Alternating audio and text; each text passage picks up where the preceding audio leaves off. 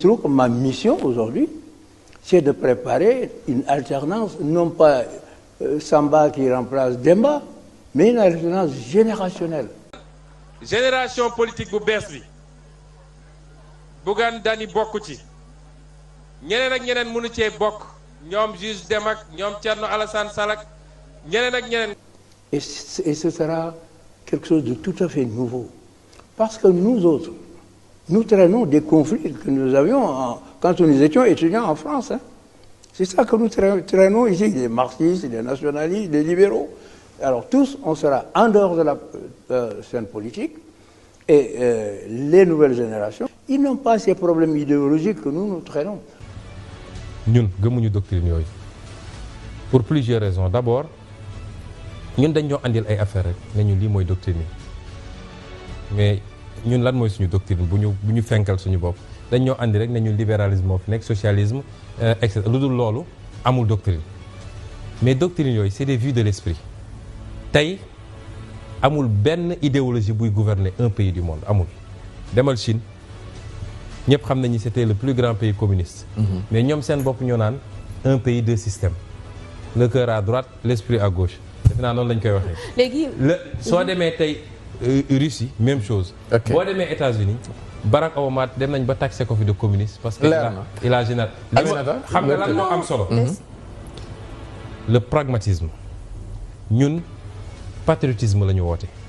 lépp loo xam ne baax na pour le peuple sénégalais lépp quel que soit fu ñu ko mën a situer. leer na ñun loolu mooy suñu truc. Donc ce sera un autre Sénégal, un Sénégal de technocratie, de compétences, et non plus un Sénégal de gens qui font des discours politiques sans absolument aucun contenu.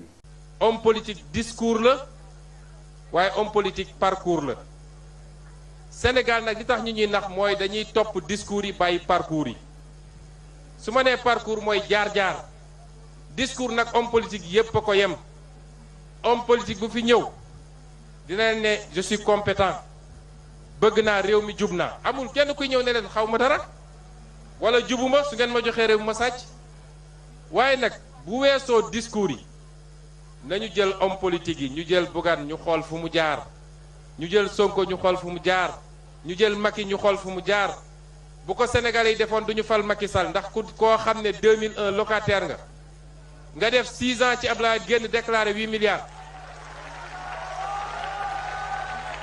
Qu'il y a une conscience citoyenne au Sénégal qui est apparue avec mon élection le 19 mars.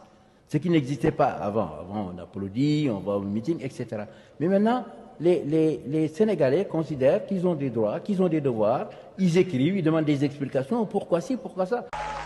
kon exigence boobu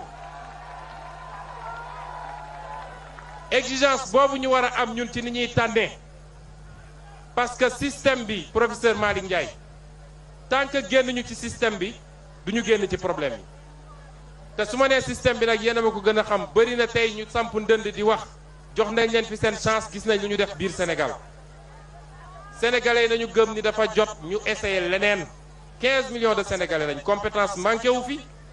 Aujourd'hui, nous avons des cadres dans tous les domaines, diplômés dans les plus grandes universités. Alors qu'on arrête cette part. amul réew bu mus a développé te amul industrie amul Sénégal amul industrie laaj naa ko à l'Assemblée nationale ma ne ministre des finances lan mooy seen politique industrielle bi ngeen fi ñëwee ba léegi amul benn industrie bu ñu defar Sénégal tey fi nekkoon yëpp loof nañu barki démb ngeen inauguré en grande pompe usine textile à Thiès tëj na wala su tëjul it liggéeyul lan mooy seen politique industrielle plan triennal d'investissement bii ñu voté Assemblée nationale barki démb 6 000 et quelques milliards sur les 3 ans industrie 0,97% lañ ko jox industrie ma ne ko wax ma ban réew nga mus a gis mu développé par le tertiaire 64% investissement PSE bi c'est pour le tertiaire mu ne danga di ma xool ba si ak mu ne je reconnais qu'on a un problème avec la politique industrielle.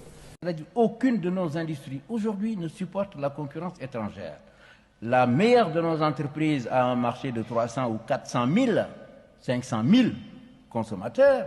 Comment voulez-vous faire la concurrence à des entreprises étrangères qui ont des millions de consommateurs? Donc tout le problème est là. li ñu gëm